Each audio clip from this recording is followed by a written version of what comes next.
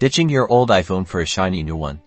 Here's how to effortlessly transfer all your precious contacts, ensuring you stay connected without missing a beat. First, let's tackle the iCloud method, which is super convenient on your old iPhone.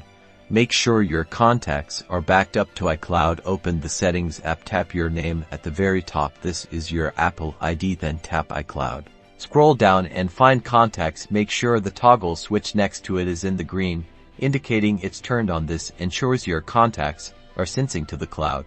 Now, on your new iPhone, during the setup process, when it asks you to restore your data, choose to restore from iCloud. Sign in with the same Apple ID you used on your old phone. Make sure you are connected to Wi-Fi. Once signed in, your contacts will automatically begin downloading onto your new iPhone. This process might take a few minutes, depending on the number of contacts. If you want a quick and wireless method without iCloud, let's use AirDrop on both iPhones. Swipe down from the top right corner to open the control center. Make sure AirDrop is turned on for contacts only or everyone. On your old iPhone, open the Contacts app, open a contact, and tap the Share Contact or Share button. A menu of sharing options will pop up. Select AirDrop. Your new iPhone should appear as an option. Tap its name.